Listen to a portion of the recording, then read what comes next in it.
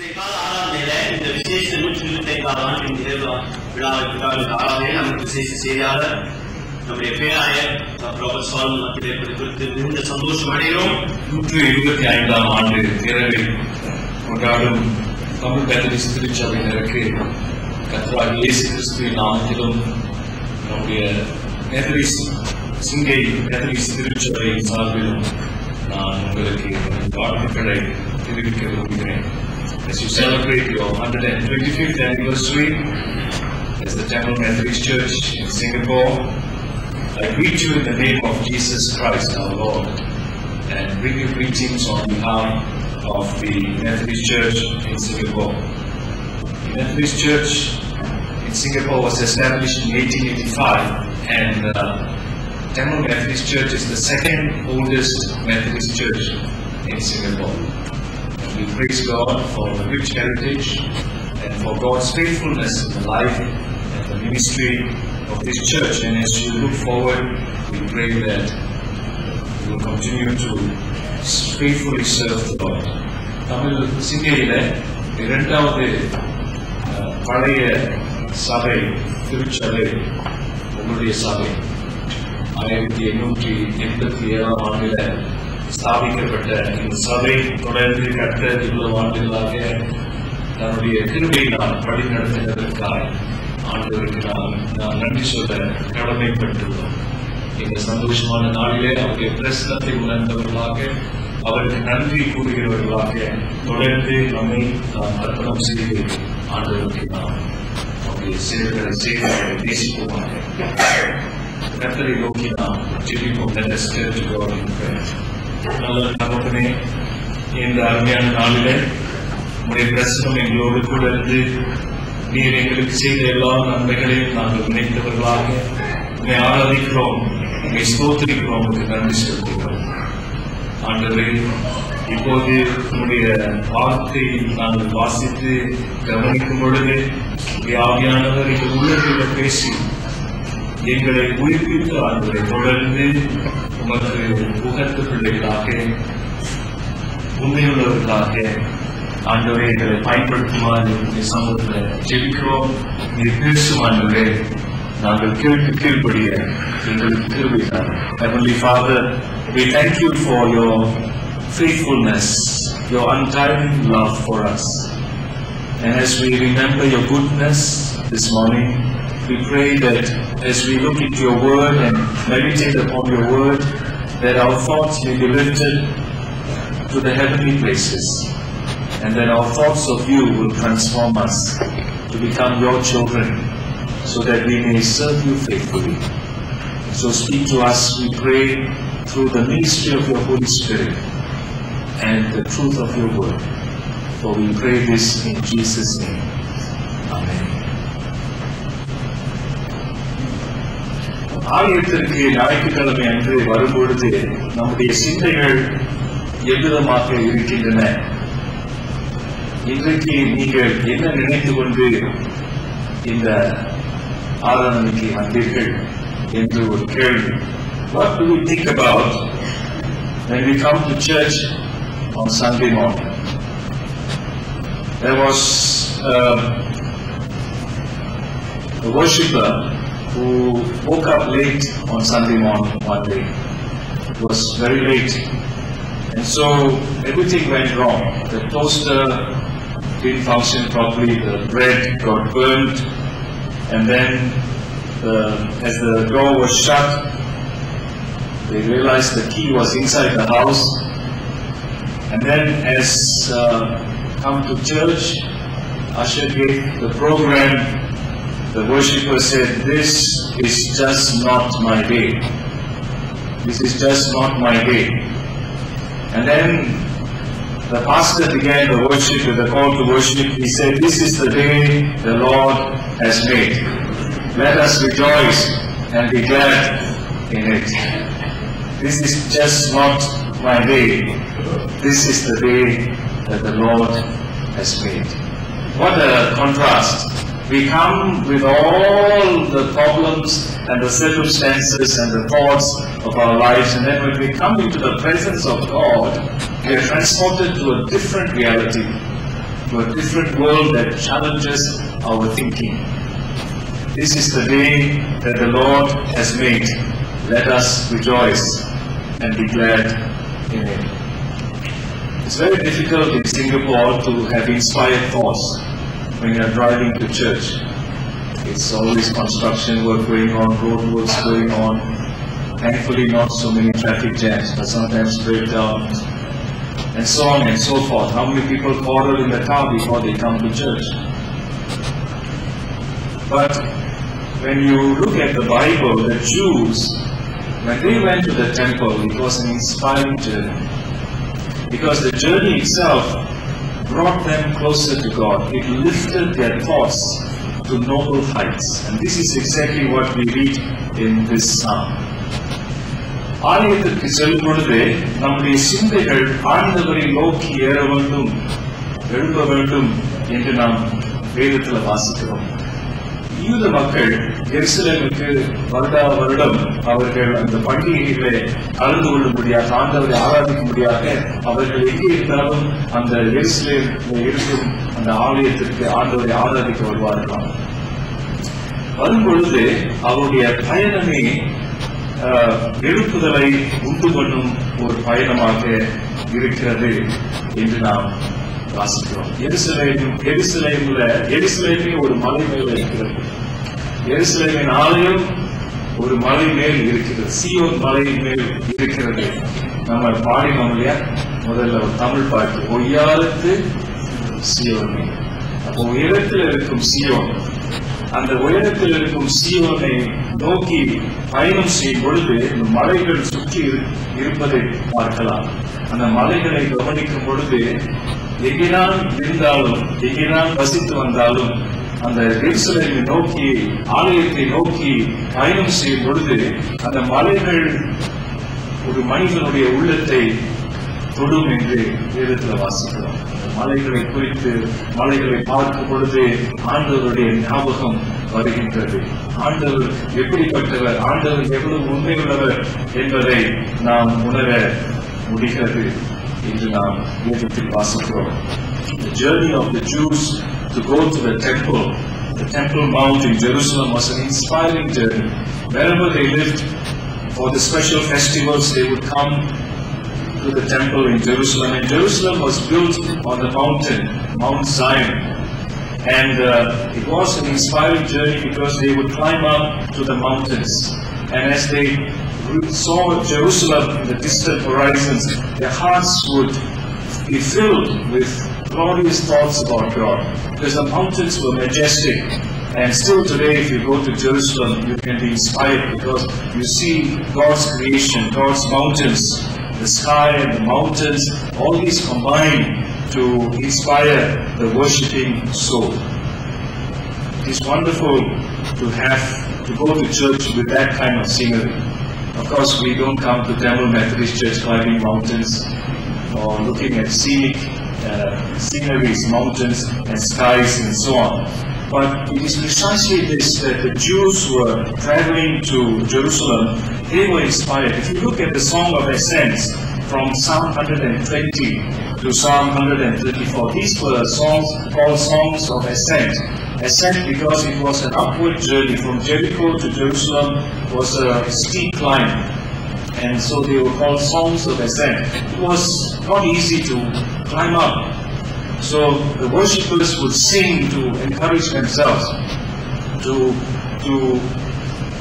prepare themselves for the worship of God. So they would sing these psalms, 120 to Psalm 134. They were, if you look at the psalms carefully, they were inspiring psalms. They lifted the thoughts of the worshippers towards God. And this Psalm 125 is one of the songs of ascent. It was frequently sung by the worshippers who would gather to come to worship God in Jerusalem. மலை ஏறும் சங்கீதங்கள் தொடங்கி 134 சங்கீதம் வேதத்தில் எழுதப்பட்டிருக்கின்றன. யூத மக்கள் எருசலேமை நோக்கி வரும்பொழுது அவர்கள் இந்த சங்கீதங்களை பாடி வருவார்களாம். இந்த சங்கீதங்களை பாடும் பொழுது ஆண்டவர் எப்படிப்பட்டவர் என்று அவர்கள் உணர்ந்தவர்களாக எருசலேமுக்குள் நுழைவார்களாம். எவ்வளவு அருமையான பாடல்கள். 125 சங்கீதம் ஒரு மலையேறும் சங்கீதமாக இருக்கிறது. முதலாவது வசனத்துல இவ்வாறு கூறப்படுகிறது, கர்த்தரை நம்புகிறவர்கள் என்றென்றைக்கும் அசையாமல் நிலைத்திருக்கும் சீயோன் பர்வதத்தை போல் இருப்பார்கள். வருடா வருடம் அதே மலைதான், அசைக்க முடியாத மலை, ஸ்திரமான மலை. ஆகினால் இந்த மலைகளை பார்க்கும் பொழுது, சீயோன் மலையை பார்க்கும் பொழுது கர்த்தர் இப்படிப்பட்டவராக இருக்கிறார். கர்த்தரை நாம் முழுமையாக நம்ப முடியும். அவர் நம்மை கைவிட மாட்டார், மாறாதவர் என்று அவர்களுடைய சிந்தை கர்த்தரை நோக்கி திரும்புகின்றன. அது மட்டுமல்ல, இந்த கர்த்தரை நம்புகிறவர்கள் இந்த மலைகளை போல் இருப்பார்கள், அசையாமல் இருப்பார்கள் என்று இந்த வேதம் கூறுகிறது. மலை காட்சியை பார்க்கும் பொழுது கர்த்தர் எப்படிப்பட்டவர் என்று உணர்கிறோம். இன்றைக்கு நம்ம ஆலயத்துக்கு வரும் பொழுது நம்மை கர்த்தர், நம்மை ஆராதிக்கின்ற கர்த்தர் எப்படிப்பட்டவர் என்ற எண்ணங்களோடு நாம் வந்திருக்கிறோம் என்பதை நாம் கவனிப்பது முக்கியமாக இருக்கிறது. The psalmist here says that those who trust in the Lord are like Mount Zion, which cannot be shaken but endures forever. He is talking about God's character. God is an enduring reality in our lives. He cannot be shaken. He does not change. He is the same yesterday, today and forever. And this God, if we trust Him fully, we shall also be enduring like the mountains. We shall not be shaken. In fact, in another Psalm 112, verse 6 to verse 7, this is what is said of the man or the woman who places their trust in this enduring God. It says, surely he, the believer, will never be shaken. A righteous man will be remembered forever. He will have no fear of bad news. His heart is steadfast, trusting in the Lord. His heart is steadfast, trusting in the Lord, because God is trustworthy. Of all the realities in this world, God is the most trustworthy reality in our lives. That is why we come to church. And that is why here for 125 years, worship has been held, worship has been going on to remind us of this God who is the greatest reality of our lives. சங்கீதம் 112 6 7 வசனங்களில் இவ்வாறு வாசிக்கிறோம், அவன் என்றென்றைக்கும் அசைக்கப்படாதிருப்பான். ஆண்டவரை முழுமையாக நம்புகிற மனுஷன் என்றைக்கும் அசைக்கப்படாதிருப்பான். நீதிமான் நித்திய கீர்த்தியுள்ளவன், துச்செய்தியை கேட்கிறதினால் பயப்படான். அவன் இருதயம் கர்த்தரை நம்பி திடனாய் இருக்கும். திட மனதோடு ஜீவிக்கின்ற விசுவாசி, ஏனென்றால் கர்த்தரை நம்பி ஜீவிக்கின்றவன் என்று நாம் வேதத்தில் வாசிக்கிறோம். இன்னொரு வசனத்துல, எபிரேயர் 12:28 வசனத்துல, ஆதலால் அசைவில்லாத ராஜ்யத்தை பெறுகிறவர்களாகிய நாம் பயத்தோடும் பக்தியோடும் தேவனுக்கு பிரியமாய் ஆராதனை செய்யும்படி கிருபையை பற்றிக் கொள்ள கடவோம். அசைக்க முடியாத ராஜ்யம். இன்றைக்கு நாம் இயேசு கிறிஸ்துவை ஏற்று அவரை முழுமையாக நம்பி அவரை முழு நம்பிக்கையோடு பின்பற்றி ஜீவிக்கிறோமோ, நாம் அசைக்கப்படாத அந்த ராஜ்யத்துல இருக்கிறோம், ஜீவிக்கிறோம் என்ற அர்த்தம். To receive a kingdom that cannot be shaken.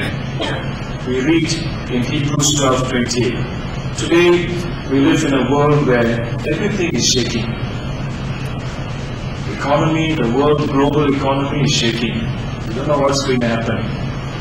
Governments are shaking. Leaders are shaking. Everybody is shaking. The only one who doesn't shake is God. He is not surprised by any breaking news.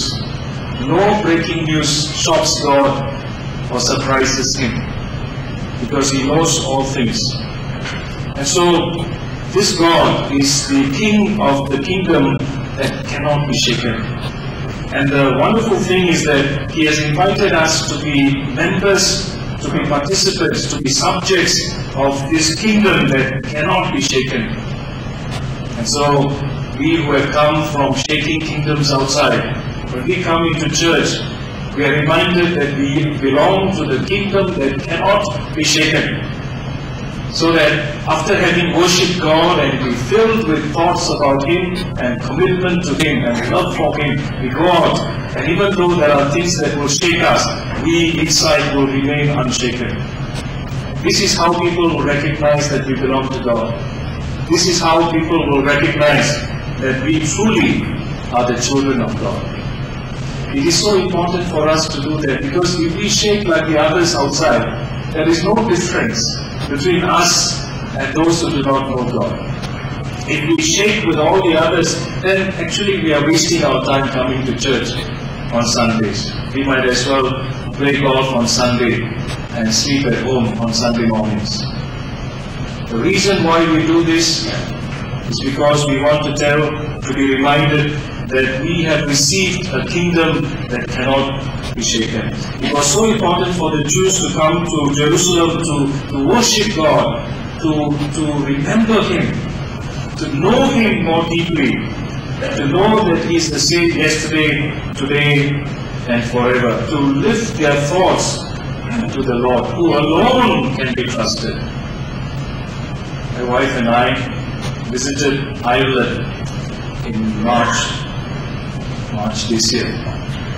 And this was the first time we were in Ireland. And they very much wanted to see Ireland, so we had a few days to drive around. And I hired a car. I didn't know anything about Ireland except what I saw on the maps. And so we hired a car with a GPS. Now, you know what GPS is. GPS is okay, but I and GPSs have a big problem. I don't know why. But anyhow, this GPS, sometimes it worked, sometimes it didn't work. And there was one moment when, after going around the southwest, we came back to Dublin, and we were coming into Dublin city. And I knew the road I wanted to go, and I saw, the road sign says this way, but my GPS says go this way. So I had a big struggle in that split second. Should I follow the road sign or should I follow my GPS? But we modern people, we tend to rely on all these gadgets much more these days, isn't it? So last minute, split second, I said the GPS must know. Maybe it's a shortcut, better way of avoiding traffic. So I followed the GPS. So we went. But something inside me was disturbed. I said, the road sign said that way, but the GPS said this way, but anyway, maybe we'll bring it back. But where it ended? We went all the road all along the river, and then we went, and finally, there was a dead end, rubbish dump. And I had to turn back all the way, and then found the road sign, and follow the road sign. I decided I better trust the road sign more than the GPS. Because maybe the GPS is too old. It's not following the changes in the road. What do you trust in your life? What do you trust in your daily decisions, in your major decisions in life, in the small decisions of life? What do we trust? What do we trust? The reality in the Bible is that nothing can be fully trusted. You go on a Ferris wheel, they say New York is going to build the tallest Ferris wheels. I never want to try Ferris wheels because I don't fully trust man. There's nobody who can guarantee the Ferris wheel won't collapse. There's nobody who can guarantee the flight you are taking on a particular day will not crash. There's nobody who can fully guarantee that the lift that goes up will not crash down. There's nobody who can guarantee that a tree that was inspected in April will not crash on a soldier in Singapore and kill him. Who can be fully trusted? What can be fully trusted? The Bible says only the living God can be fully trusted. It is so important for us to know who we really trust and what evidence is there that we fully trust God. To fully trust God is to obey Him. To fully trust God is to seek His will, to consult Him, to hear His voice, to read His word, to pray to Him, to seek His guidance, and to obey Him every day. Who do you trust? The road sign, at least in that example, the road sign or the GPS. Many people think very little about road signs now. Many people think very little about reading God's word. They rather read the latest how-to book on self-management or stress management or whatever. But the ancient book still works very well, more than anything else. To trust God fully is to live wisely. God can be trusted. Not only that, we find that here the psalmist says in verse 2, as the mountains surround Jerusalem, so the Lord surrounds His people both now and forever. It is a beautiful sight. If you've been to Jerusalem, you find Jerusalem is on a mountain. Jerusalem, நீங்க போனீங்கன்னா இப்பொழுது Jerusalem ஒரு மலைகள், ஆனா Jerusalem சுற்றி மலைகள், மிகவும் அழகான ஒரு காட்சி. அதை அந்த யூதர்கள் கண்டு இப்படிதான் ஆண்டவர் நம்மை பாதுகாக்கிறார், நம்மை சுற்றி சூழ்ந்து இருக்கிறார். யார் யார் ஆண்டவரை நம்புகிறார்களோ, இந்த பர்வதங்கள் எருசலேமை சுற்றி இருக்கிறதோ அதே விதமாக ஆண்டவர் நம்மை சுற்றி இருக்கிறார், நம்மை காக்கிறார். இஸ்ரவேலை காக்கிறவர் உறங்குவதும் இல்லை, தூங்குகிறதும் இல்லை என்று நாம் பார்க்கிறோம். பாதுகாப்பு ஆண்டவர் நமக்கு கொடுக்கிறார். அமெரிக்காவில் டிக்ஷனரி பார்த்த சிவப்பு இந்தியர்கள் இருந்துச்சு.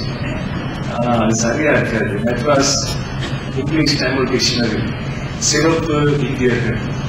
பரவாயில்ல, உங்களுக்கு தெரியும் இந்த ஆதிவாசிகள், அமெரிக்க ஆதிவாசிகள் சரியா, அந்த அவர்களிடையே ஒரு பழக்கம் இருந்தது. அதாவது ஒரு பையன், ஒரு வாலிபன் 13 வயதாகிவிட்டால் ஒரு மனிதனாக அவர்களை மாற்றி விடுகிறார்கள். என்ன செய்வார்கள் என்று சொன்னால், அவனுக்கு வேட்டையாடும் அந்த திறன்களை கற்றுக் கொடுப்பார்கள். மீன் பிடிக்கும் திறன், இவ்வாறு பல திறன்களை கற்றுக் கொடுப்பார்கள்.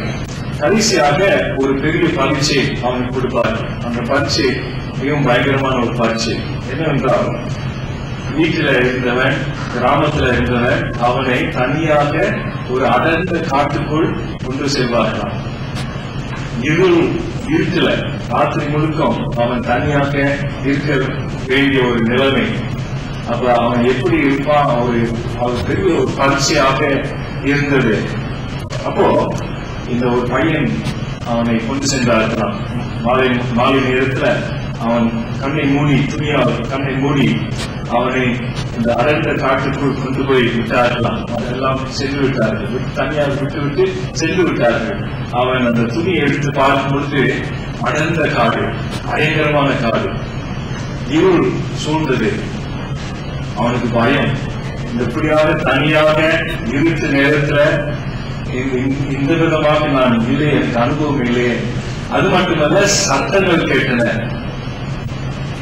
இந்த கோர பயங்கரமான காட்டு மிருகங்கள் அவனை சுற்றி நடக்கின்ற சத்தத்தை அவன் கேட்டுக்கொண்டிருந்தான். அப்ப அவன் தூங்கிப்பானா?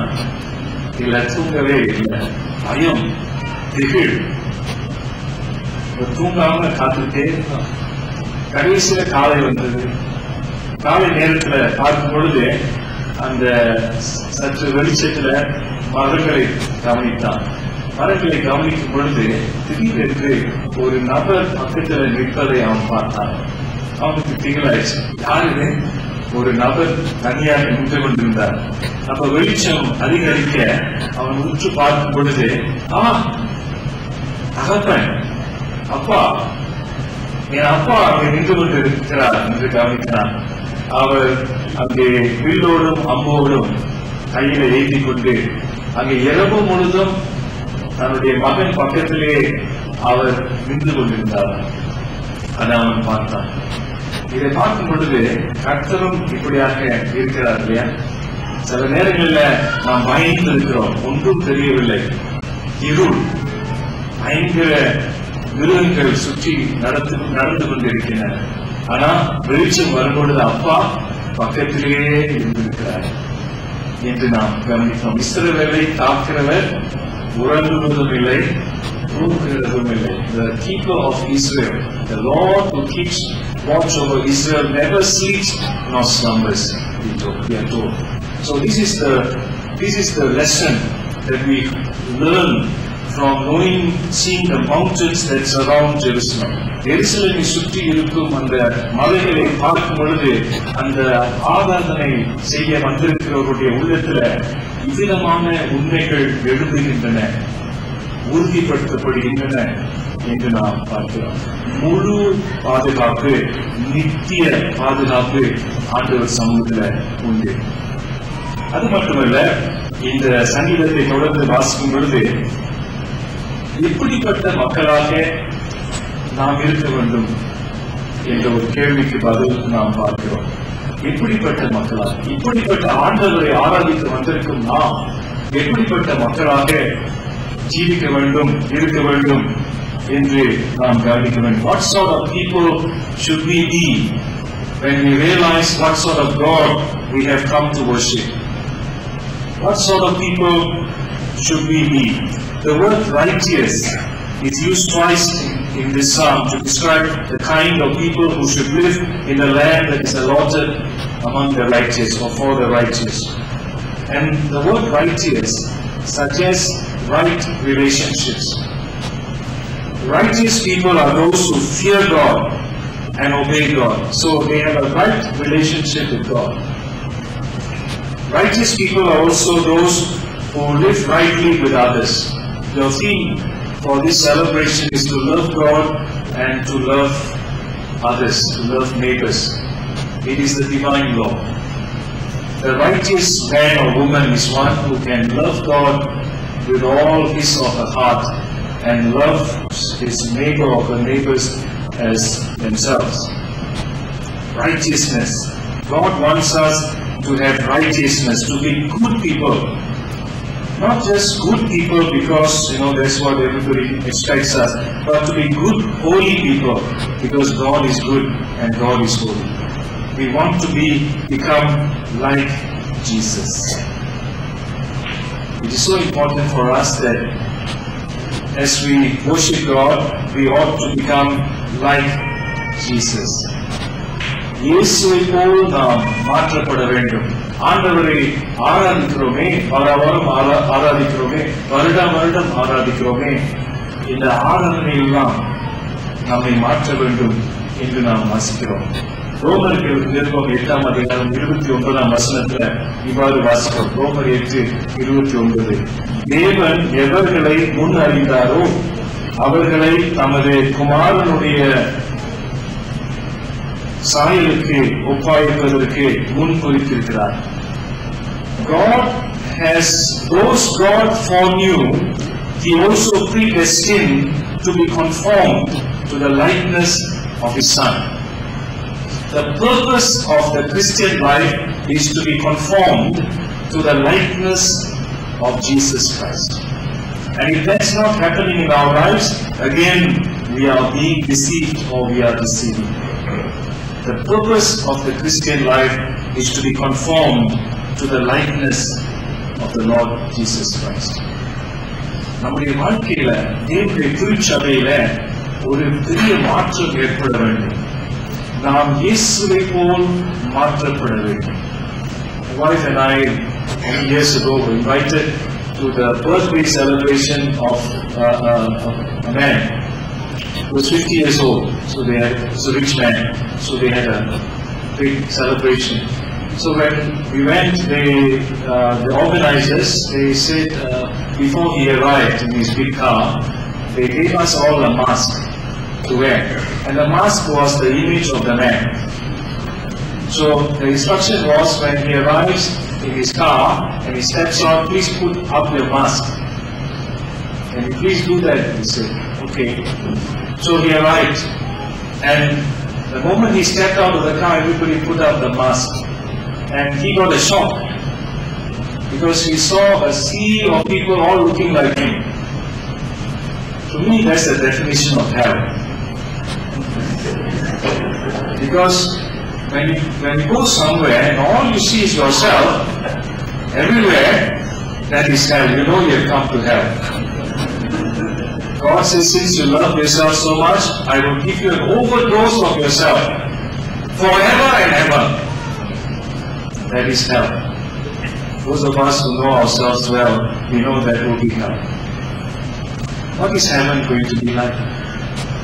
We are told in scripture that by 1 John chapter 2, for example, that when he comes in his glory, we shall all be like him.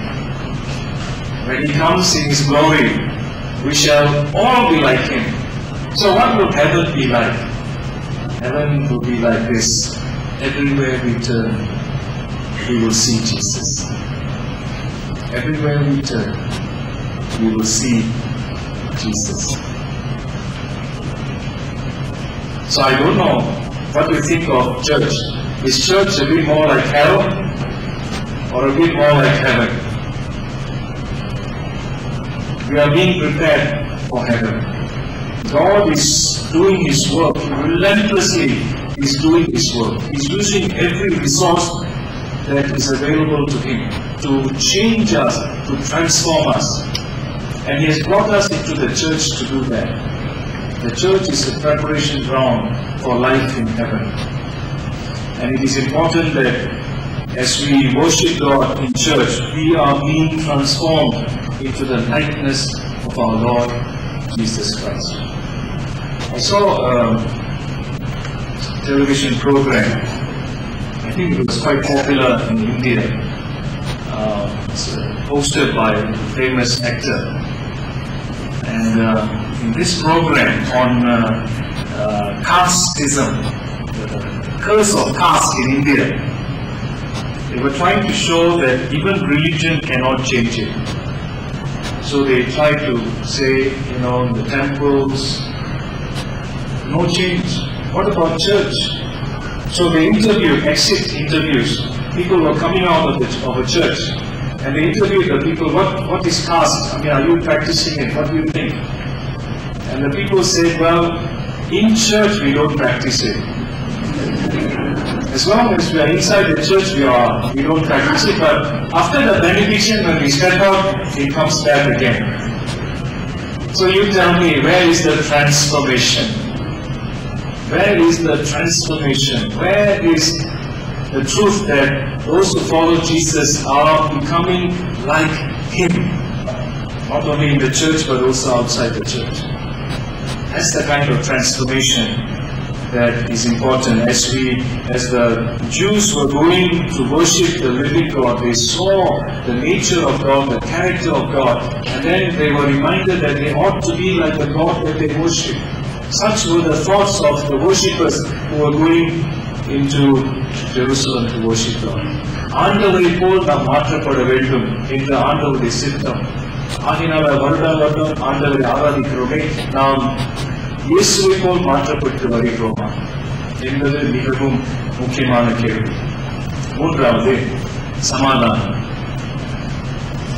ஆண்டவர் உடைய ஆளுகை எருசலேமில் இருக்கும் பொழுது அந்த மலைகளை சுற்றி ஆண்டவர் எப்படி எருசலேமை பாதுகாக்கிறாரோ அதே விதமாக ஆண்டவர் எருசலேமுக்கு தன்னுடைய சமாதானத்தை அருளுவார், கொடுப்பார் என்று நாம் வேதத்தில் வாசிக்கிறோம்.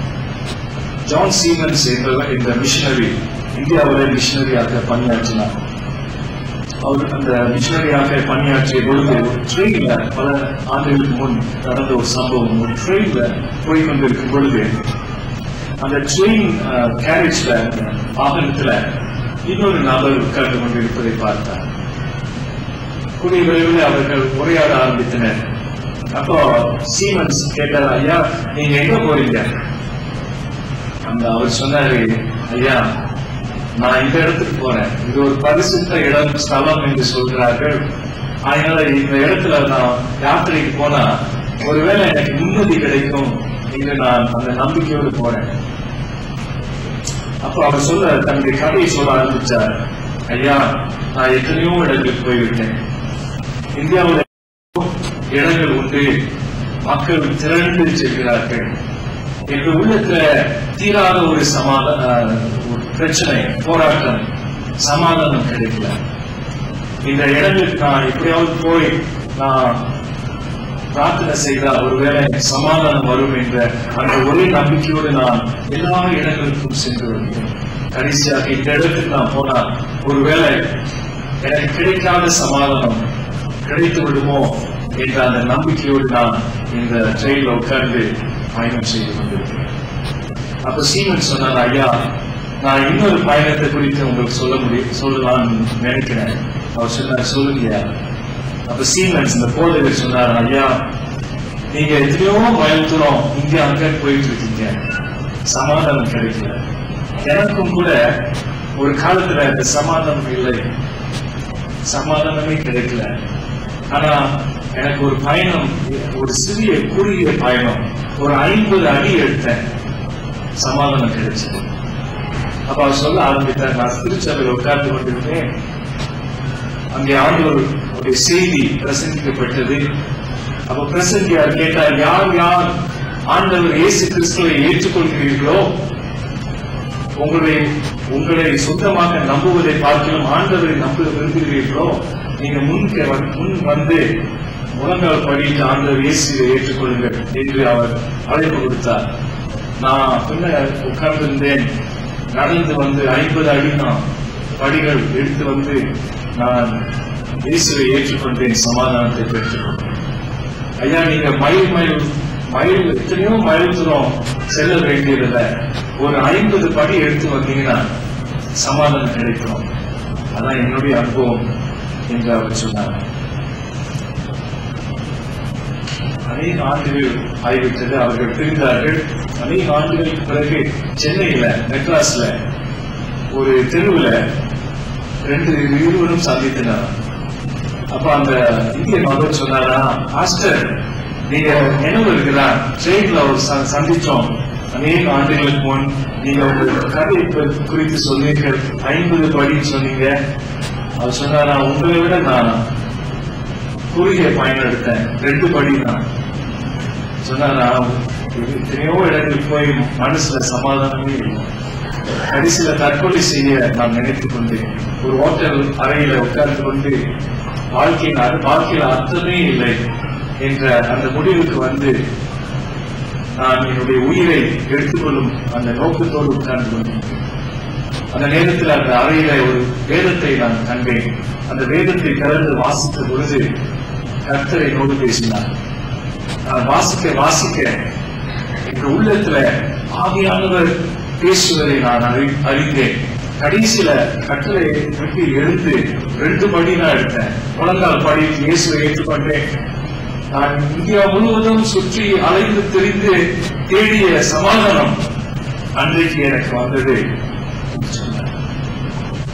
உங்களை விட சிறப்பு. நீங்க 50 படி தான், 50 படி, நான் வந்து 2 படி தான். பரலோகத்துல இந்த மாதிரி உரையாடல் நடந்ததுன்னா அந்த திருடன் இருந்தாங்க வலது பக்கத்துல, அவன் என்ன சொல்றான், நீங்க எத்தனையோ மைல் தூரம் போய் சமாதானம் பெற்றீர்கள், அல்லது 50 படி எடுத்து சமாதானம் பெற்றீர்கள், அல்லது 2 படி எடுத்து நான் படி எடுத்து வைக்க முடியாமல் சமாதானத்தை பெற்றுக்கொண்டேன். இன்றைக்கு நான் இயேசுவை கண்டு அவரை விசுவாசித்தேனோ, என்றைக்கு நான் என்னையே அவரிடம் கொடுத்தேனோ, அன்றைக்கு எனக்கு சமாதானம் கிடைத்தது என்று ஒருவேளை அந்த திருடன் ஒரு நாள் சாட்சி கூறலாம். சமாதானம், ஆண்டவர் இயேசு கிறிஸ்து நமக்கு சமாதானத்தை கொடுக்கிறார். இந்த திருச்சபையில இருக்கும் எல்லாரும் இந்த சமாதானத்தை பெறுவது மிகவும் முக்கியமாக இருக்கிறது. It is so important for believers to have this peace that comes from being reconciled with God. And this peace is only possible if we come to Jesus Christ. Romans 5 verse 1 says, therefore, since we have been justified through faith, we have peace with God through our Lord Jesus Christ. It is such a tragedy if in the church people are members of the church but never find this peace that comes through Jesus Christ. What a tragedy it would be. I don't know if in heaven one day we shall all be asked to queue up according to our churches. Tamil Methodist Church, queue up here.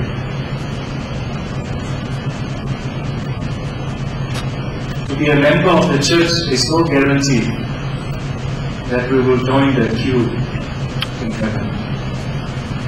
The only way we can do that is to find the peace that comes through Jesus Christ.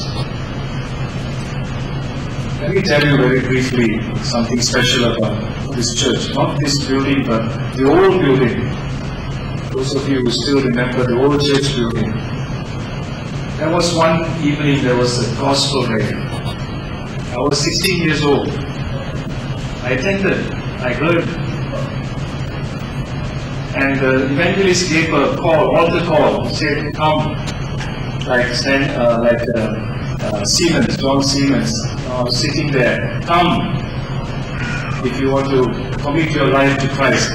But I didn't go up, because I thought, how can I, I'm a member of the church, I'm active, and so on. But the Spirit of God continued to work. So on the way, I was very disturbed. And the Word of God continued to speak. When I reached home, I went to my room, I knelt down, I confessed my sins, and committed my life to Christ. And that happened in this place. It started here. So it's very special. I pray that somehow all of us have got similar experiences. That somewhere in your life, as you look at the history, your own life history, you will find a moment where you fully trusted Christ. You committed yourself to Christ. You changed your directions. You changed your master. And you changed your destiny. It's so important. What a joy it would be if God were to look down on this congregation this morning as we celebrate 125th anniversary. And He looks into every heart and He sees His peace in every heart. I tell you very frankly, I'm not sure if that's the case. I'm not sure if God were to look into every heart this morning that there would be God's peace in every heart. And I want to ask you to think about it. And if you don't have this peace to say, more important than coming to church and being part of this anniversary celebration is to belong to Jesus. More important it is to find that peace that passes all understanding. The peace that comes from God because we trust in Him. That peace is very important. Charles Wesley wrote this. He said, I rest beneath the Almighty's shade. I rest beneath the Almighty's shade. There is a wonderful peace and rest and restfulness in the presence of God. And when we have this peace, I tell you, we will have peace in the church. We will have peace in the church. The reason why there is many churches no peace is because there is no peace in the hearts of the people. True or not? If we have all peace in our hearts, we will have peace in the church. We will have peace in the church. நம்முடைய உள்ளத்துல இந்த main சமாதானம், தெய்வீக சமாதானம் இருந்தால் திருச்சபையிலும் சமாதானம் இருக்குமா இல்லையா? நிச்சயமா. திருச்சபையில சமாதானம் இல்லை என்று சொன்னால் அந்த அர்த்தம் என்ன? அந்த திருச்சபையில இருக்கும் மக்களுடைய உள்ளத்துல ஆண்டவருடைய மெய் சமாதானம் இல்லை என்று அர்த்தமாகும். Unity in the church. It was difficult for the pilgrims as they all descended on Jerusalem. The numbers in Jerusalem swelled, so the resources were stretched. And you can see that the possibilities of fist fights were very strong. as people were struggling to find limited resources. I know this personally, I won't tell you the name of the church, but in your church, not so bad, I think. In some churches, car park is a big problem.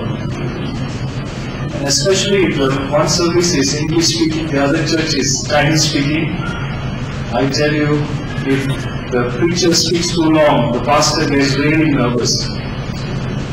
Why? Because just extending 10 minutes, there will be a car park war going on.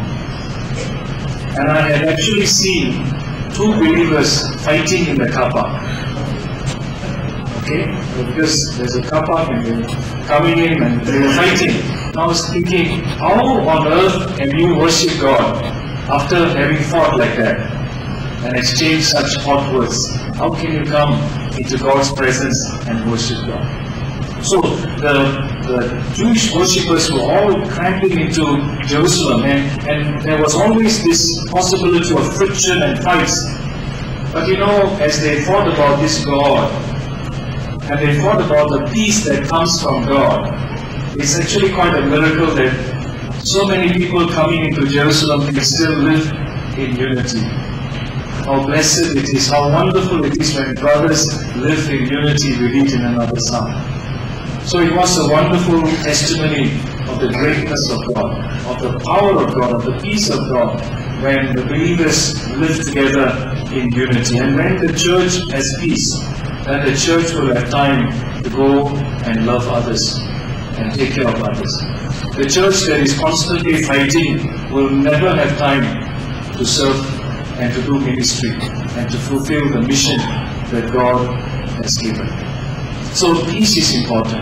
This peace comes from God, and that's why the psalm ends with a prayer for peace for Israel, for the nation. Oh Lord, God, Almighty God, who created us and called us, we pray that you will give us peace as a nation. That was the prayer of every pilgrim who went into Jerusalem. Samadhanam. தேவனுடைய சமாதானம் உலகத்தில் இருந்தா திருச்சபையில சமாதானம். திருச்சபையில சமாதானம் இருந்தா நம்ம உலகத்துல போய் ஆண்டவருக்கு சேவை செய்யலாம். உலகத்திற்கு சமாதானத்தை நாம் கொண்டு செல்லலாம். ஆகிய முடிவாக இதை குறித்து நாம் என்ன செய்கிறோம், என்ன நினைக்க வேண்டும் என்று சொன்னால், தேவனை முழுமையாக நம்புவது, பரிசுத்தமாக இயேசுவை போல் ஜீவிப்பது, சமாதானத்தை பெற்றுக்கொண்டு ஆண்டவருடைய பிள்ளைகளாக சேவை செய்வது மிகவும் முக்கியம். ஆண்டவருடைய ஆலயத்திற்கு நாம் அவரை ஆராதிக்க வரும்பொழுது நிச்சயமாக இந்த உண்மைகளை நாம் அறிந்தவர்களாக நாம் தொடர்ந்து ஜீவிக்க வேண்டும். ஆழமான அனுபவம் நமக்கு வர வேண்டும். யாரை நாம் ஆராதிக்கிறோம், எப்படிப்பட்டவர்களாக நாம் மாற்றப்பட வேண்டும், ஆண்டவர் எப்படி நம்மை மாற்றுகிறார், எப்படி நமக்கு சமாதானம் கொடுக்கிறார் என்ற உண்மைகளை நாம் அனுபவிப்போம்.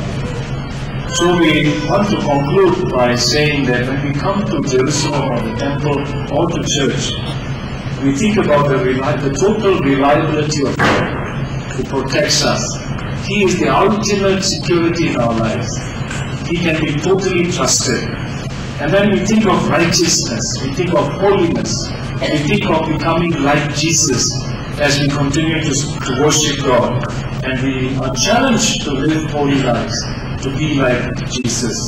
And then we think of the peace that stabilizes our lives, the peace, the restfulness that comes into our lives as we live for Jesus Christ and experience His truth and share it in the church and outside the church. I only want to end with one thought. As you progress 125 years, you have lived as a church, you function as a church. One challenge: raise pastors among yourselves. That is the big challenge. I'm sure God is calling some people, some young person here, to stand up and say, I will serve God. This will be a 125th anniversary gift to God. It's October, end of September, October, November, December, 3 more months. to act on. Would it not be a wonderful thing if somebody, or maybe more, would step forward before the end of this year and say, on this 125th anniversary year of Temple Methodist Church, I give my life to Christ. I want to serve Him in full-time pastoral ministry. If that is something that happens, I'm sure God will be pleased. It's not just for young people, it's also for parents. Because parents must release the children. And you know, mother's prayers are very powerful. God has a special year for mother's prayers. And if a mother prayerfully commits a child to God, God does hear. Repeatedly, God does hear. So mothers must commit the children. Fathers are not excused either. So if the parents willingly give their children to God, dedicate their children, and if a young person willingly dedicates himself or herself, surely this will be a wonderful testimony of the power of God. We are not just Christians in theory, we are Christians in practice. That is what is needed as we celebrate the 125th anniversary of our church. Let us pray.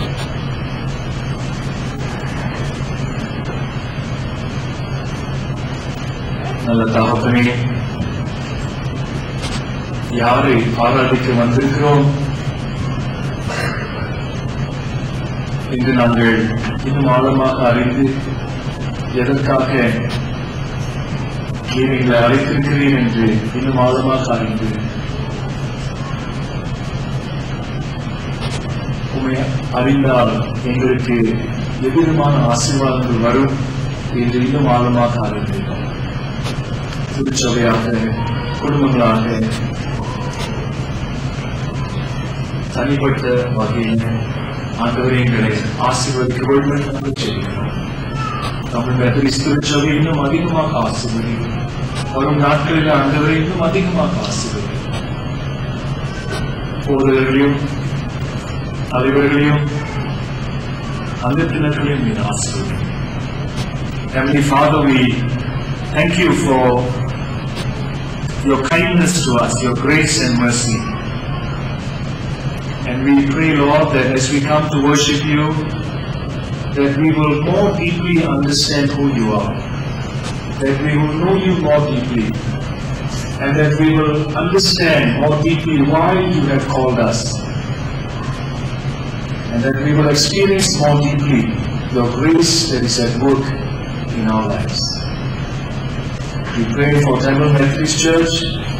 We pray that this church will keep you in the center of its life. And that, Lord, you will lead this church forwards. And we don't know the future of this church, but we know, Lord, all your promises. And so we pray that we will be people who will know you, who will experience you, who will obey you and love you. We will be people who will love others because we love you. And so bless us. Bless the pastors, bless the church members, bless the leaders, that in the years to come, this church will grow from strength to strength and see your miracles at work and see your power demonstrated in the days to come. For we pray this in Jesus' name. Amen. It is my pleasure and privilege to welcome all of you in the name of our Lord and Savior Jesus Christ once again for this 125th anniversary. Surely it gives us, the members of this church, great pleasure to invite all our guests and friends who have come to this service. We want to especially welcome Bishop Robert Solomon and his wife, Mrs. Mother Solomon, for this worship, to be part of this worship service and celebrate together with us. We want to also warmly welcome all friends, relatives and guests who have come to be with us during this service.